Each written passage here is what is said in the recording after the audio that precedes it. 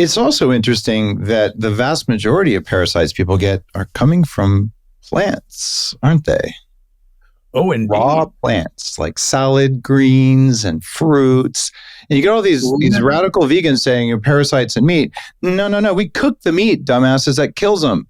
It's the salad that's causing parasites, correct? Can you walk people through that? Well, and it's interesting. If you look at most of the big epidemics of even bacterial infections and parasitic infections, Giardia is a classic, particularly if you go to Mexico or South America or happen to buy foods, particularly organic foods from Mexico, leafy greens, you may very well end up with a good case of Giardia, which is more than happy to take over your intestinal tract for quite some time.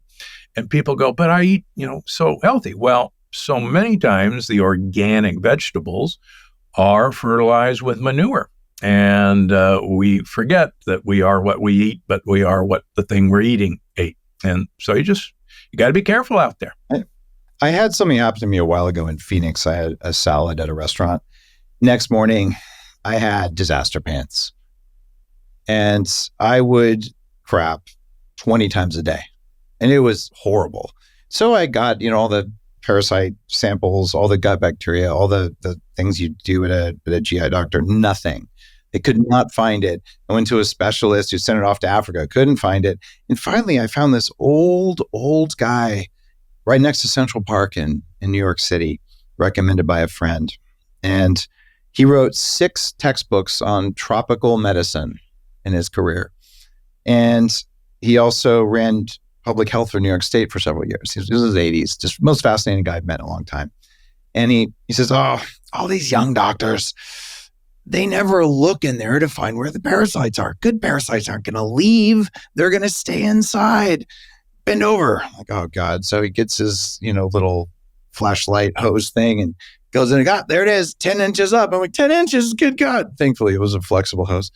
He goes, all right, I got a sample. Call me in 2 hours. I'll tell you what you got. Okay, this is after thousands of dollars of taking different stuff, of trying everything. Calls me and says, you have a kind of amoeba that tunnels through the lining of your gut and forms cysts in your brain. Fortunately, your gut lining looks like it's still intact. I'm like, thank you, collagen. Thank you, eating all the good stuff. He said, and you have Giardia. It looks like it's been there for a while. And take these. He gave me 2 pills. I don't remember what they were. I should have written them down. It was $1,200 at the pharmacy. And I stopped shitting after 2 days of being on the right medication for this thing. And he's saying no doctor knows this stuff anymore. It's a lost art. But he said, why did you get this? Because whoever prepped that salad at that restaurant, they had the 3 a.m. job. Who gets the job at 3 a.m.? The people who just came in from Central and South America who are most likely to have parasites, because that's their entry-level jobs in restaurant as you're learning the language. So it's a sanitation issue. But it wasn't from eating steak. It wasn't from eating pork, dirty pork. It was from eating salad. So if you're a vegan and you think I have parasites, let's do a parasite throwdown. I have less parasites. That's interesting. Almost all of my patients who have these really bad GI issues with, chronic diarrhea or new acute onset diarrhea or abdominal cramping, almost always their open parasite tests are completely negative. Yeah. And I think you're right. I think this is just a bad test to make this diagnosis. Do you take antiparasitics regularly, herbal or pharmaceutical, just to be on the safe side? Well, interesting. Turmeric has some interesting anti-parasite qualities. So does berberine. And so I take both of those nearly constantly. Quercetin also has some antiparasitic properties. So those are useful to help with your armamentarium. Can we talk about berberine for a minute? Sure. All right. So for listeners, berberine's an herb that does something similar to metformin from a longevity perspective, a blood sugar control perspective.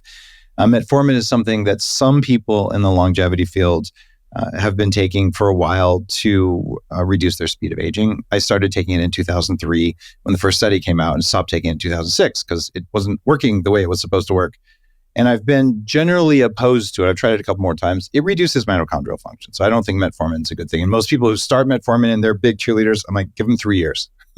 VO2 max goes down. It's not the right drug. So berberine came online. So of course I'm taking berberine. But I had 2 episodes of abnormally low, potentially fatal heart rate during times of stress. And, down to 30 beats a second, the blood pressure 60 over 30 kind of things. You can have something called heart lock that you're surely familiar with from that. And yeah, well, do a search on PubMed for berberine and vagal tone and all the other things that are related to heart lock. And what you'll find is that there are many, many, many, even ER reports of people taking berberine having abnormally low heart rate. It happened to me.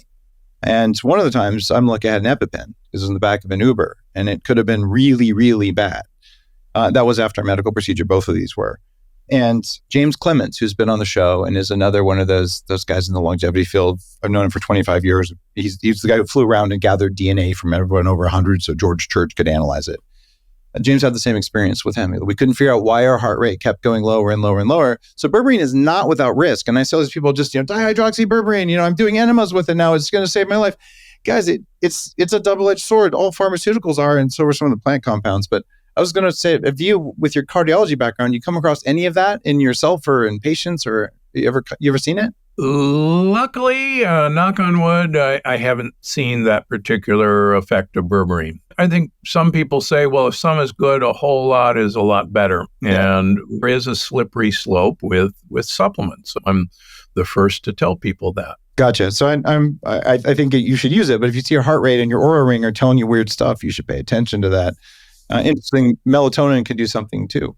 A very high dose melatonin can cause cardiac irregularities. I can see it on my Oura ring. When I took 40 milligrams, I ended up in the hospital with arrhythmias until 2 in the afternoon. I'm like, I figured that one out. 40 milligrams of melatonin will reliably do that to me, even though some people take 100 milligrams to deal with cancer. So it's one of those things where you just have to have your own fainting couch and then you're fine.